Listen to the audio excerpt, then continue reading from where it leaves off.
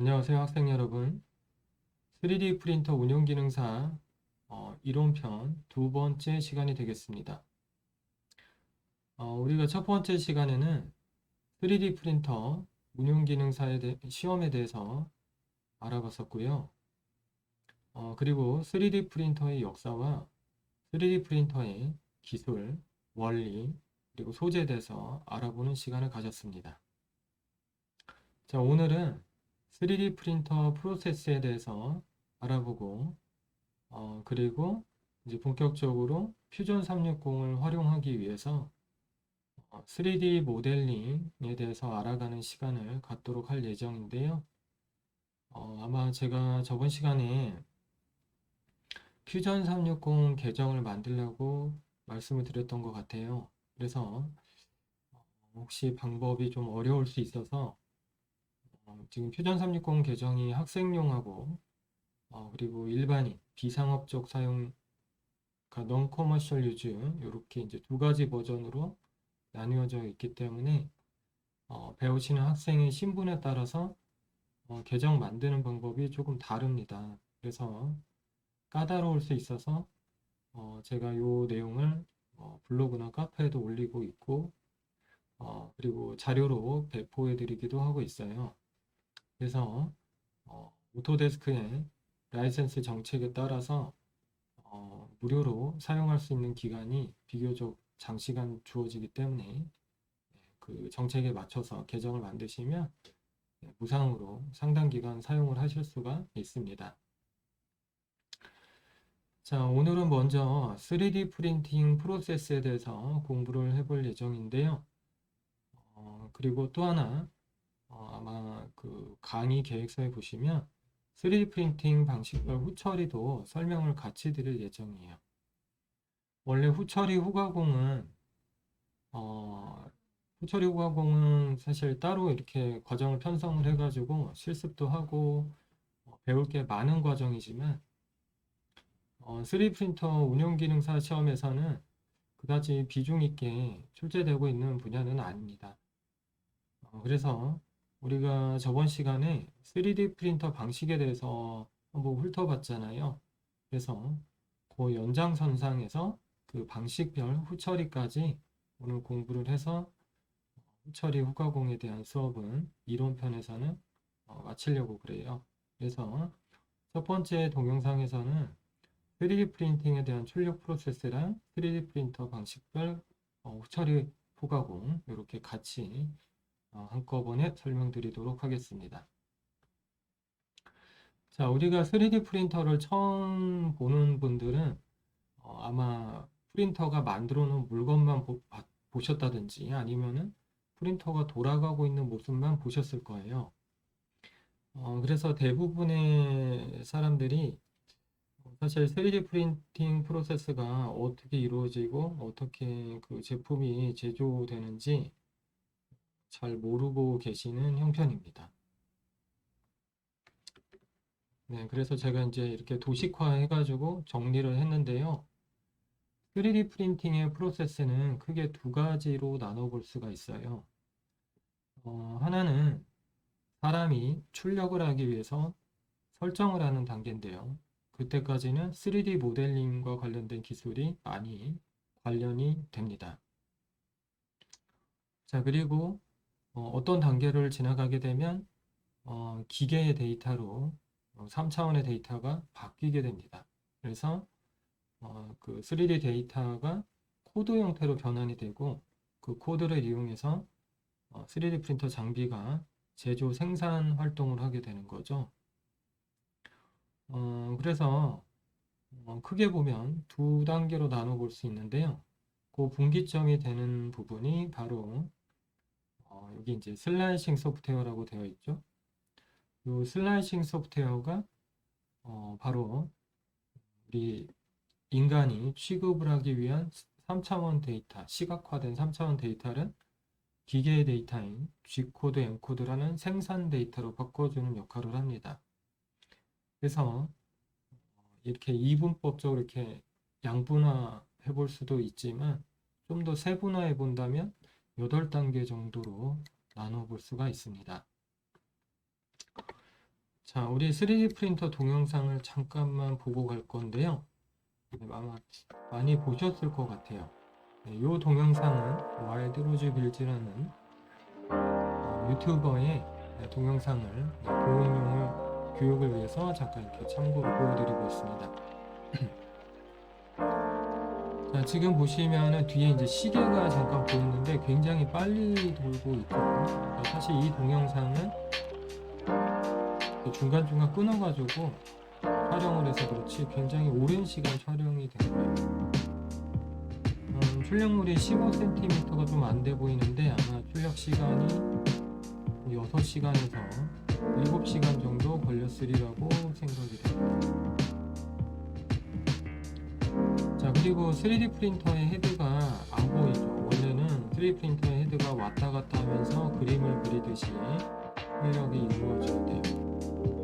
네, 이번에 이제 촬영을 그렇게 하셔서 안 보이는 거죠. 자, 우리가 취급하는 데이터는 이런 사람의 데이터였을지 모르지만 출력은 코드로 이루어져 있기 때문에 명령을 하는 거죠. 그 명령어가 하나씩 수행이 되면서 제조가 이루어지는 겁니다.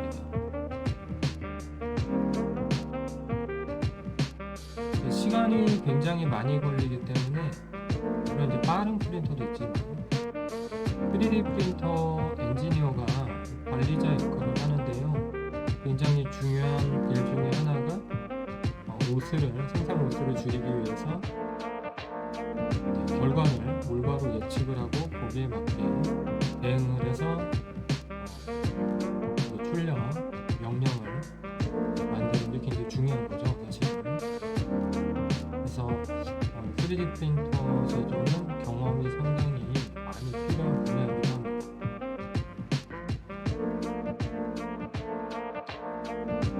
자, 그래서 우리가 처음에 3D 프린터를 처음 할 때는 이제 이런 결과물들만 봤기 때문에 과정이 상당히 어렵고 복잡하다는 것에 대해서 인지를 잘 못하고 있는 편이죠.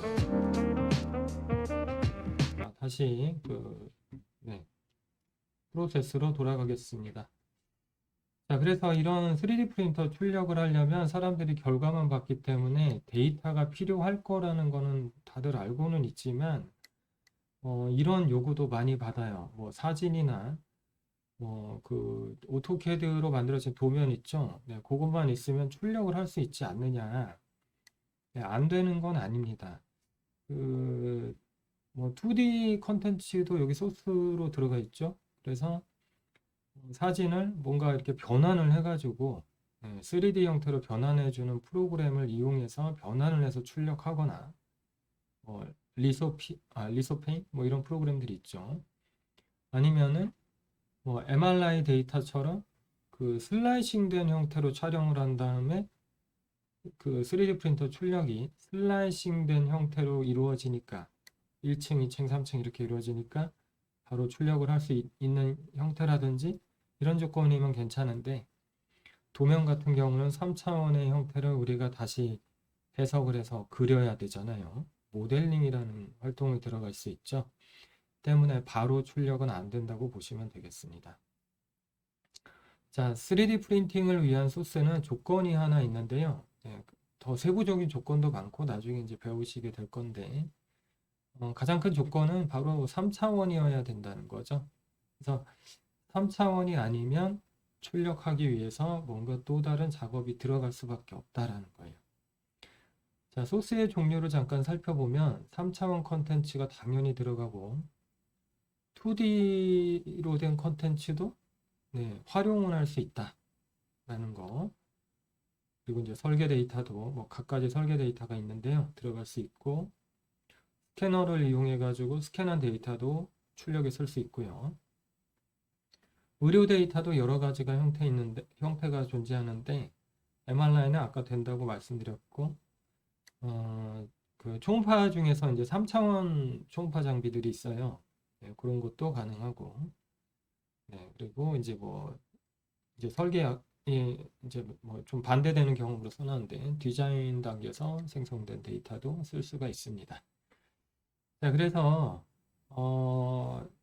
요런 이제 소스가 있어야 출력을 할 수 있다라는 거예요. 이제 일반인들이 3D 프린터로 뭔가 만들려면 모델링을 해야 되느냐? 네, 꼭 그런 것은 아닙니다. 이렇게 빈번하게 출력이 이루어지는 소스는 뭐 싱기버스 같은 사이트를 통해서 3차원 데이터를 우리가 확보를 할 수도 있거든요. 그래서 이 사이트도 나중에 한번 우리 보도록 하겠습니다. 자, 그래서 우리가 이제 만들고 싶은 데이터를 바로 슬라이싱 프로그램에서 3차원 출력 데이터로 바꿀 수 있느냐면 그거는 되지만 문제는 우리가 출력하려는 소재와 3D 프린터 방식에 맞게끔 3D 데이터가 편집되어져야 되는 경우도 있어요. 그래서 이를테면 서포트나 이런 것들을 우리가 직접 설계적인 방법으로 생성을 해야 되는 경우도 있거든요. 보편적인 경우라면은 슬라이싱 프로그램이 그런 이제 부가적인 부가 출력물이라고 하는데요. 서포트라고 많이 그러죠. 네, 그런 것들을 생성을 해 줍니다. 그래서 3D 데이터 편집이라는 거는 이 데이터가 3차원 형태로 출력하기 적합한 형태가 될 수 있도록 우리가 만져주는 과정이라고 생각하시면 되고요. 폴리곤 상태로 해서 많이 편집하는 편이고, 뭐 카티아나 솔리드웍스나 뭐 우리가 이제 배우는 퓨전 같은 설계 툴도 많이 활용하는 편이에요. 디자인 쪽에서 많이 쓰이는 데이터는 서포트가 이제 약간 설계적 형상이다 보니까 불편한 관계로 설계 쪽에서 쓰이는 CAD를 더 많이 활용하는 편이긴 합니다. 그래서 이제 출력에 유리한 형태로 편집을 하는 경우가 꽤 있고요. 굉장히 많이 하는 편집 중에 하나가 잘라내는 겁니다. 우리가 출력물이 너무 크다든지 3D 프린터에 비해서 3D 프린터의 출력 공간이 출력물보다 작으면 분할 출력할 수 있는 거죠. 이따가 아마 이미지를 한번 보실 수 있을 거예요. 자, 그리고 3D 프린터에서 CAM 프로그램은 이제 슬라이싱 소프트웨어다 이렇게 부른다 그랬죠. 왜냐하면은 이렇게 잘게 모델링을 쪼개주기 때문에 그렇거든요. 이렇게 그 장판처럼 얇게 하나하나 잘라주는 거죠. 모델링을. 그래서 이제 G코드, M코드를 생성을 해줍니다. 이 3D 프린팅 과정 중에서는 당연하겠지만 슬라이싱 소프트웨어를 공부하는 게 제일 중요한데요. 슬라이싱 소프트웨어는 여러 가지 출력과 관련된 파라미터들을 설정할 수 있도록 되어 있어요. 그래서 출력의 원리에 맞게끔 우리가 정확한 파라미터를 입력을 해야 정확한 좋은 품질의 출력물을 얻을 수가 있습니다. 자, 이 슬라이싱 소프트웨어를 데이터가 거치면 이제 비로소 데이터가 출력의 데이터로 바뀌는 거죠. 대개 이제 기계에 제어하는 데 쓰이는 이제 G코드, M코드를 많이 쓰기 때문에 G코드 생성이다 이렇게도 얘기를 많이 하는데요. 이 생성된 G코드를 기계한테 전달함으로써 기계가 이제 비로소 생산 활동이 이루어지게 되겠습니다. 이 G코드, M코드를 해석하는 프로그램이 이제 펌웨어가 빌드가 되어 있고요. 보드에. 이 펌웨어가 이제 G코드, M코드를 해석을 해가지고 기계가 움직이면 제조가 이루어지는 거죠. 자, 이 과정에서는 이제 캘리브레이션이 관련이 됩니다. 즉 이제 교정인데요. 장비의 속도, 프레임의 조립 상태 등 여러 가지 우리가 직접 교정해 줘야 되는 부분들이 있거든요. 네, 그 교정 상태와 또 장비의 컨디션에 의해서 품질의 변화가 생깁니다. 또는 이제 외부 환경, 온도 같은 것들은 이제 외부 환경이라고 볼 수 있는데요. 출력물의 품질에 여러 가지 변화를 볼 수가 있어요. 그래서 이 부분이 사실은 좀 어려운 거죠. 그래서 제품이 제조가 이루어지면 반드시 그 후처리 후가공, 포스트 프로세스라고 돼 있죠. 출력물에 대한 후처리를 하는 경우가 많고요. 예를 들면 서포트 같은 거를 사용을 하셨으면 이제 없애줘야겠죠. 자, 그리고 제대로 제조가 되었는지 검수를 한 뒤에 출고를 하시면 되겠습니다. 그래서 이제 소비자한테 전달이 되는 형태가 되는 거죠. 그래서 이 3D 프린터의 프로세스는 지금 보시는 순서대로 진행이 되고요. 크게 보면 슬라이싱 소프트웨어를 기점으로 해서 두 가지 데이터의 형태로 나뉜다라고 설명을 드렸고, 이 두 가지 데이터의 형태, 포맷에 대해서 묻는 문제도 기능사 시험 때 간간히 출제가 됐었어요.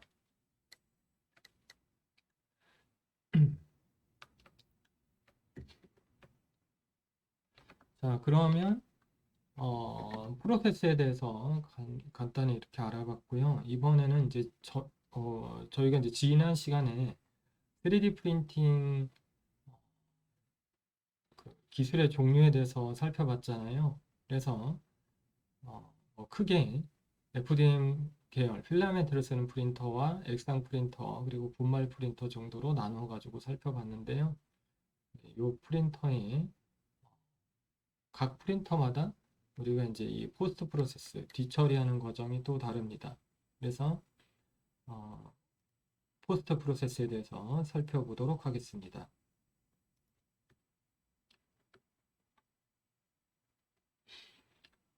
자, 3D 프린터로 출력을 하면 출력물에 뭔가 부가적으로 달려있는 모습들을 볼 수가 있어요. 그래서 사진을 잠깐 한번 볼까요? 네, 지금 사진은 이제 분할 출력을 했나 보네요. 아까 말씀드린 대로 출력물이 너무 크다면 이렇게 나눠가지고 출력하는 일이 굉장히 많고요. 지금 이제 교환에 있는 사진이네요. 보시면은 이 프레임에 뭔가 이렇게 팔 같은 게 달려 있죠. 네, 이게 이제 보조 출력물인 서포트인데요. 바닥에도 뭔가가 이렇게 깔려 있는 모습을 볼 수가 있습니다. 역시 보조 출력물이고요. 자, 요 병뚜껑? 네, 요 병뚜껑 아래 부분에도 서포트 같은 게 보이고, 요 그림은 이제 서포트를 이제 제거하고 있는 모습이죠.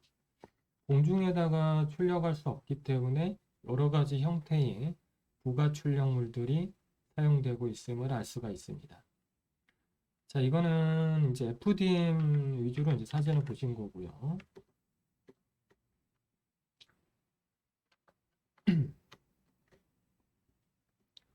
자, 그래서 3D 프린터를 사용하시게 되면 출력 품질의 향상을 위해서 부가 출력물이나 출력 보조물을 썼기 때문에 이런 것들을 제거하는 과정이 필수로 들어가고요. 그리고 또 하나, 액상인 경우는 어떤 화학적인 방법으로 액체 소재가 이제 묻어 있으면 이제 세정을 해야 된다든지 아니면 경화 작업 등을 해야 돼요. 자, 그래서 지난 시간에 저희가 3D 프린팅 방식을 알아봤는데 요 뭐 FDM, 뭐 SLA 이렇게 쭉 나오고 있죠? 네, 요 이름은 시험에도 잘 등장하니까 잘 알아두도록 하시는 게 좋겠습니다. 자, 그래서 방식별 후처리 후가공을 잠깐 보시면 FDM, FFF 가장 많이 볼 수 있는 프린터인데요. 이 방식의 프린터는 보시면 서포트, 브림, 라프트 등의 부가 출력물을 제거하는 작업이 반드시 보통 필요하고요. 또 노즐의 톨패스 등에서의 톨패스란 이제 출력을 하기 위해서 노즐이 이렇게 지나가는 경로를 뜻하거든요. 이 경로의 자국을 뜻합니다. 그래서 이 톨패스 등에 의해서 생긴 불필요한 잔여물을 또 제거를 해줘야 돼요. 아까 사진에서도 잠깐 보였는데요. 네, 여기 보이고 있죠. 지금 보시면은 요 모서리 부분을 출력을 하고 반대편까지 노즐이 이렇게 출력 없이 쭉 지나갔나 본데요. 요 과정에서 소재가 흘러내려서 실 같은 자국이 실 같은 부산물이 생겼다라는 걸 알 수 있죠. 귀찮지만 이런 것도 제거해야 될 일이 있고요. 가장 좋은 거는 이런 경로를 만들지 않는 겁니다. 출력을 하고 가장 가까운 곳으로 넘어가서 이동 경로를 최소화하는 게 시간으로도 도움이 되고 사실 출력물도 깨끗하게 만들 수 있는 장점을 가지고 있어요. 지금 이 출력물은 이건 잔소리 같긴 한데 보시면은 좌측에 출력물의 단면이 뭔가 소재가 비어 보인다라는 걸 알 수가 있는데요. 너무 긴 거리를 이동했기 때문에 노즐의 압력이 떨어져서 생기는 증상이에요. 그래서 툴패스랑 어떤 경로로 우리가 형성시키느냐가 굉장히 중요한 문제인데 그 정도를 제어할 단계가 되면 3D 프린터 엔지니어로서는 굉장히 이렇게 수준이 올라간 높은 사람들이 할 수 있는 일이고 소프트웨어도 좀 좋은 게 필요합니다. 근데 이제 일반적인 프로그램으로 설정을 하게 되면 이제 자동으로 생성이 되니까 이런 부산물이 생성이 돼서 귀찮지만 제거해야 되는 상황이 될 수 있다는 거죠. 자, 두 번째가 그러니까 첫 번째 FDM은 경로를 따라가면서 출력하니까 저런 자국이 남았던 거고, 자, 두 번째 보시면 SLA, DLP, LCD 나오죠. 이게 뭔가요? 바로 액상 소재를 쓰는 3D 프린터였어요. SLA는 레이저를 이용해서 경로를 따라가면서 출력했고, DLP랑 LCD는 광원이 달랐죠. LCD는 액정을 사용하고 DLP는 이제 그 UV 램프, 할로겐 타입인데요. UV 램프를 쓰는 경우가 많습니다. 그래서 DLP랑 LCD는 그 평면의 패턴을 한꺼번에 쏘니까 경로가 아니에요, 데이터가. 그래서 아까 같은 잔여물은 없고요. SLA, DLP, LCD는 이제 액상으로 출력하기 때문에 표면에 잔여 소재가 많이 남아있어요. 그림을 보면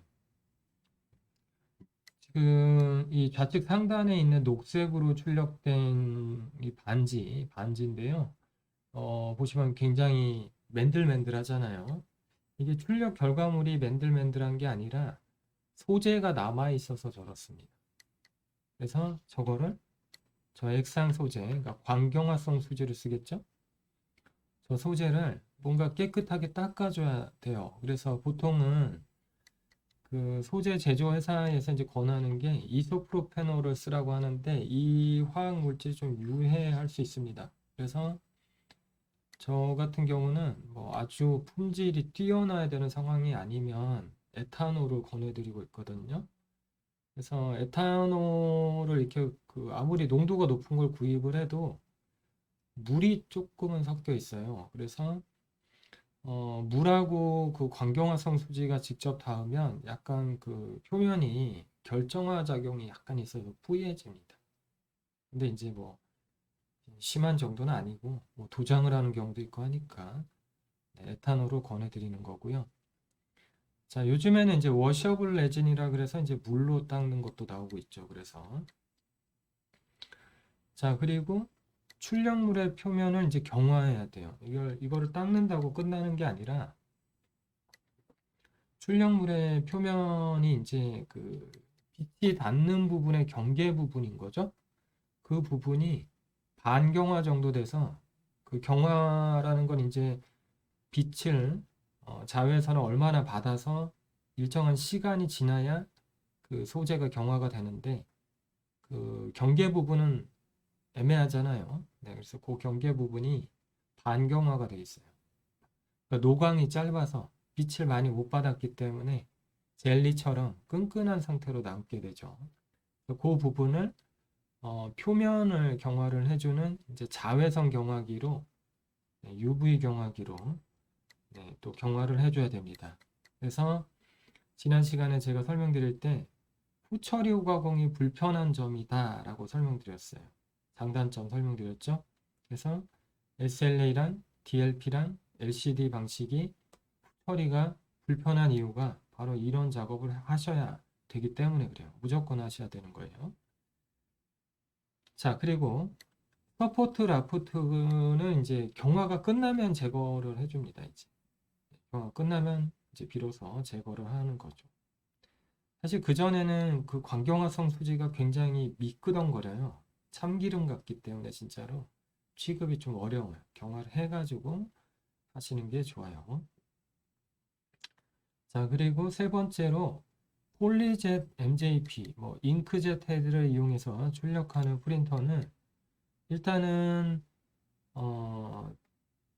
이 경화 작업은 할 필요가 없다 그랬죠. 왜냐하면 UV 토너가 바로 경화를 시켰기 때문에 SLA, DLP, LCD 같은 작업은 필요가 없습니다. 그래서 대신에 이제 요 잉크젯 모델들은 그 서포트 대신해서 왁스를 써요. 바닥에 왁스를 써가지고 그 위에다 출력하기 때문에 이 왁스를 수압이나 또는 이렇게 그 긁어내는 도구가 있거든요. 이런 걸로 좀 제거를 해주시고 하셔야 돼요. 그래서 이게 좀 귀찮습니다. 이것도 해보시면.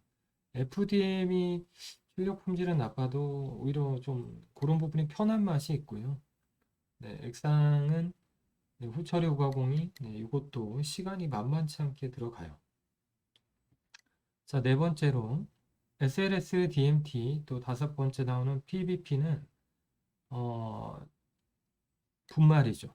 네, 소재가 다 분말입니다. 그래서 출력이 끝나면은 분말을 제거를 하셔야 돼요.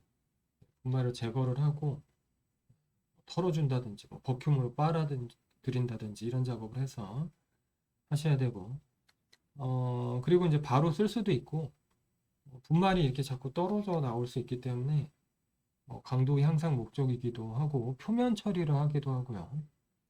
또는 그 신터라고 이 가마에 넣어가지고 이제 또 굽기도 하고 뭐 여러 가지 옷처리가 있습니다. 뒤에.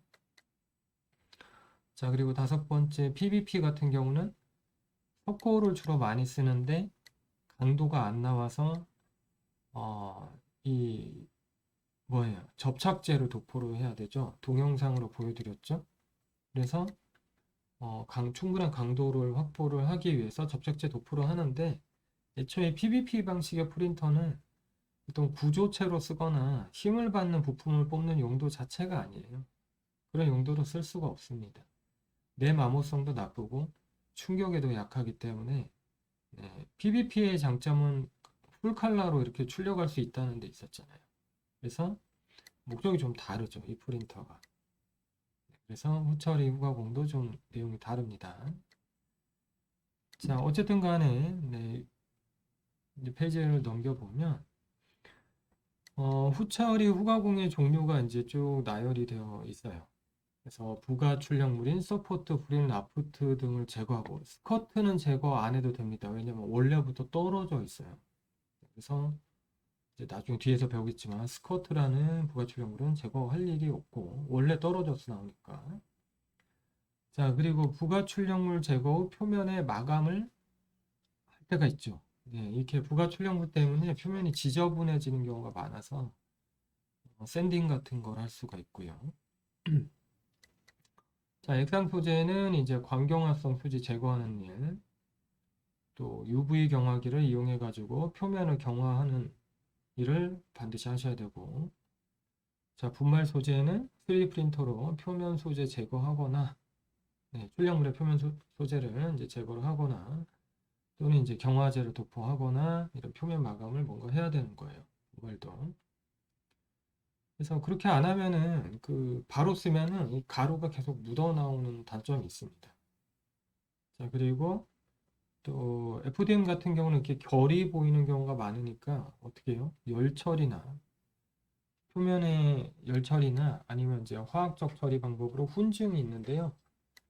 대표적인 게 ABS를 아세톤 증기를 이용해 가지고 표면을 녹이는 훈증법이 있습니다. ABS 훈증이라고 검색해 보시면 많이 나오죠. 표면을 이렇게 뺀질뺀질하게 만들 수 있어요. 그리고 이제 뭐 도장을 하는 경우 정도가 대표적인 후처리 후가공의 종류가 되겠습니다. 자, 이 후처리 후가공에는 도구가 들어가는데요. 우리가 실기 시험 볼 때도 가져가야 되는 것들이 있다 그랬죠. 자, 플라스틱용 니퍼, 사출 니퍼. 우리가 니퍼라 그러면은 우리 공업용 니퍼, 뭐 철사 잘라주는 니퍼 이런 거 많이 보셨을 텐데요. 그 검색을 하실 때 플라스틱용 니퍼라고 하면 좀 이렇게 날이 칼같이 생긴 니퍼를 보실 수 있어요. 반대편 바닥이 이렇게 평평해가지고. 더 좋은 거는 사출 니퍼 검색하십시오. 최고로 좋습니다. 이 니퍼가. 자, 그리고 이제 서포트를 이렇게 뜯어내야 되다 보니까 롱노우즈가 필요해요. 아까 그림에 있었죠. 여기 보시면 이렇게 길쭉하게 생긴 그 벤치랑은 또 다르게 생겼죠. 코가 긴 벤치가 있어야 돼요. 시험 볼 때도 준비물입니다. 요거는. 자, 그리고 사포가 있어야 되고요. 네, 쓸 일이 좀 있고 샌딩 블럭도 있고 우리 여성분들은 그 손톱 이렇게 샌딩하는 그 막대기 있죠. 네일 스틱 뭐 이런 것도 꽤 괜찮습니다. 가격이 비싸서 그렇지. 자, 그리고 핀셋이 있어야 되고요. 전동 핸드피스나 전동 드릴도 많이 쓰고 이게 손으로 가려고 그러면 힘드니까 사포 대신에 많이 쓰고요. 구멍 같은 거를 뚫을 때도 있어서 드릴도 많이 씁니다. 자, 그리고 분할 출력하면 붙여야 되니까 접착제가 당연히 있어야 되고 혹시 홍 같은 게 생겼다면 메워야 되죠. 이거 다다시 뽑기 좀 곤란한 경우도 있기 때문에 퍼티를 사용을 합니다. 그래서 이거를 이제 빠데라고 많이 그러는데 네, 퍼티라고 하시는 게 정확한 표현이 되겠습니다. 그리고 표면 세척을 하기 위해서 이제 아세톤이나 에탄올이나 이소프로페놀 같은 걸 쓰고요. 이게 이제 화학 재료잖아요. 그래서 이게 어떤 위험성이 있는지 잘 알고 쓰셔야 돼요. 에탄올 같은 거는 이제 고농도는 또 그 고온에서 폭발 위험이 있고 인화성이 엄청 세잖아요. 다 인화성이 셉니다, 여기. 아시고 취급을 하시고요. 경화기, 네, 자외선 380에서 405 나노미터 정도 나오는 경화기가 또 필요합니다. 액상인 경우에 필요한 거죠. 자, 보호 장비, 장갑, 산업용 안전 마스크, 네, 오탄입니다. 죄송합니다. 이거는. 그리고 이제 보안경 등이 있어야겠습니다. UV 장비를 취급하면 눈으로 자외선을 계속 보는 게 좋지가 않아요. 그래서 일단 이제 보안경이 있는 게 좋고요. 자, 이제 도장으로 넘어가서 네, 붓이 나오네요. 네, 붓은 뭐 우리가 미술 시간에도 보셨지만 숫자가 커지면은 붓이 붉어져요. 그렇죠? 그 정도만 알고 계시면 되고. 자, 균질하게 도장하기 위해서는 사실 에어브러시나 스프레이건 같은 게 필요하죠. 그리고 이런 장비를 쓰려면 컴프레셔가 있어야 됩니다. 이것만 2번만 있으면 되는 게 아니라 그 공기압을 이렇게 공급을 해야 되기 때문에 컴프레셔라는 압축기가 있어야 돼요. 그리고 이제 서페이서 그 도장하기 전에 표면의 접착력을 높이기 위해서 뿌리는 용도죠. 퍼티랑 색깔이 비슷해서 헷갈리는데 다른 용도입니다. 퍼티는 주로 조형을 하거나 틈새가 있으면 메우거나 이런 용도고 서페이서는 도료의 접착 성분이라고 보시면 돼요. 도료를 접착하기 위한 사전 1차 도료라고 보시면 되겠습니다. 자, 그리고 도료가 이제 여러 가지 종류가 있는데요. 네, 구체적으로 나오진 않았던 것 같아요. 기능사 시험에서는. 아크릴 도료. 우리가 많이 쓰는 게 아크릴 도료예요. 우리 벽에 페인트 칠할 때 쓰는 것도 아크릴 도료고, 우리 아이들이 이제 미술 시간에 쓰는 물감 있잖아요. 네, 그게 이제 수성 물감 말고 물에 안 지워지는 거 있었죠. 네, 그거가 이제 아크릴 도료가 되겠습니다. 그리고 또 그 프라모델 같은 거 하는 분이 많이 저희 프라모델 제작하시는 분들 많이 쓰는 이제 에나멜 도료도 있고 그리고 이제 강도가 굉장히 좋은 우레탄 도료도 있고요. 신나에 이렇게 용해해가지고 파는 거죠. 이건 라카 스프레이들도 있고 가격 굉장히 싸죠. 도막이 강도가 없어서 문제지만 보통 3D 프린터에 라카 스프레이는 잘 접착이 안 되고요. 쓴다 그러면 아크릴, 에나멜, 우레탄 도료 정도 쓰고 있습니다. 우레탄 도료 많이 여쭤보시는데 그냥 흔하게 구할 수 있는 거는 그 차량용품점 가시면은 왜 차량용 스프레이 팔죠? 그게 다 거의 우레탄 계열이에요. 그래서 도장의 강도가 굉장히 좋죠. 자, 그리고 이제 그 도막을 보호하기 위한 마감제가 있습니다. 클리어나 뭐 탑코트 같은 거를 많이 쓰죠. 자, 세계 3요소 이제 도장을 하려면 기본으로 알고 있어야 되는데요. 네, 먼 셀의 색상만 보시면 네, 마주 보고 있는 색상이 무채색이 되겠습니다. 섞으면 무채색이 검정색이 아니라 검정색으로 알고 계신데 무채색이 되고 우리 색의 그 삼원색이 뭐죠? 네, 우리가 RGB 모니터 많이 쓰는데 그거는 빛의 삼원색이고 색의 삼원색은 파란색이랑 빨간색이랑 노란색이에요. 그래서 요거를 섞으면 그때 검정색이 되죠. 자, 그리고 명도는 밝기를 뜻하고요. 뭐 우리 모니터 이제 브라이트니스 이렇게 나와 있었죠.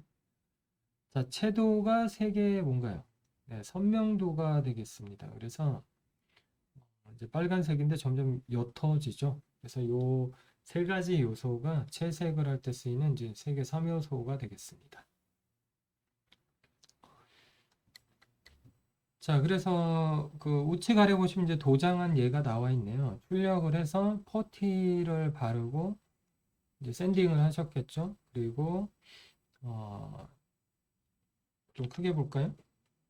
이제는 조금 크게 보도록 하겠습니다. 안 보이실 것 같아서. 네, 3D 프린팅을 이제 분할 출력을 한 건지 파팅인지 어쨌든 이제 두 조각으로 출력을 하셔서 이게 붙인 걸로 봐서는 파팅이 아니라 분할 출력하신 거예요. 이제 출력이 유리하도록 나눠가지고 출력을 한 다음에 퍼티를 바르고 샌딩을 한 모습이 되겠습니다. 그래서 접착을 하고 프라이머를 뿌리고 이제 유광 붉은색 도료를 여러 번 이제 올린 모습이에요. 그러면 이렇게 반짝거리는 모습이 되죠. 상단에는 이제 이건 제 얼굴이죠. 네, 그래서 아크릴 도료 가지고 마감을 해본 겁니다. 이렇게 쉽게 집에서도 하실 수 있는 마감도 있습니다. 자, 아무튼 3D 프린터는 무조건 마감을 하셔야 되는데요. 네, 사진으로 보시면 액상에 출력하자마자 후처리 후가공 전의 모습을 보여드리고 있습니다. 그리고 PBP 프린터는 이게 다 사람 얼굴인데요. 코코가 그러니까 소재 가루가 묻어 있어가지고 형태를 못 알아보는 모습이죠. 그래서 이거를 버큐으로 처음에 빨아들인 모습이고 이거를 이제 에어를 이용해서 불어내야 되고요. 이런 작업을 하려면 반드시 산업용 1급 마스크가 있어야겠습니다. 가루를 흡입할 수 있잖아요. 자, 아래는 이제 FDM 3D 프린터의 출력 후 모습인데 아래쪽에 서포트가 보이네요. 자, 우측에는 이제 이 노란색은 아마 ABS 소재로 기억하는데 액상으로 우리 얼굴을 스캔해 가지고 출력한 모습이 되겠습니다. 그리고 이제 경화까지 맞췄을 때의 모습인데 좀 뽀송뽀송하죠. 왼쪽에 경화하기 전의 모습에 비해서는 광택이 없죠. 자, 분할 출력하고 접합을 한 모습이 되겠습니다. 그래서 후처리 후가공이란 우리가 그 3D 프린팅 방식에 맞게 출력을 한 다음에 그 사용 목적에 맞게 어떤 뭐 마감을 하거나 처리를 하는 과정을 뜻하고요. 이 과정을 안 하실 수는 없어요. 네, 무조건 해야 되는 과정인 거죠. 자, 그래서 첫 번째 시간에는 우리가 3D 프린팅 프로세스랑 우리가 저번 주에 설명을 들으셨던 3D 프린팅 방식들, 네, 후처리, 후가공에 대해서 알아보셨습니다. 자, 두 번째 시간에는 우리가 이제 3D CAD로 이제 넘어갈 거예요. 그래서 10분 쉬셨다가 계속해서 진행을 할 예정이고요. 제가 이제 저번 시간에 오토데스크 계정을 만들어야 된다 그랬는데 이거를 또 강의로 하면 이것도 1시간 가요. 그래서 시간이 많이 지나가기 때문에 제가 이미지로 대체를 했습니다. 과제로 내드린 거죠, 사실상. 2교시부터는 퓨전 360 개정이 필요하다 이렇게 말씀드린 거고요. 두 번째 시간에서는 퓨전 360 설치하는 것부터는 제가 수업으로 진행을 하도록 하겠습니다. 그러면은 일단은 10분 쉬시고요. 자, 두 번째 2교시부터는 컴퓨터가 있으면 좋을 것 같아요. 지금 뭐 동영상 컴퓨터로 보실 것 같은데, 네, 컴퓨터가 준비가 되면 좋겠습니다. 네, 그럼 쉬었다가 계속 진행하도록 하겠습니다.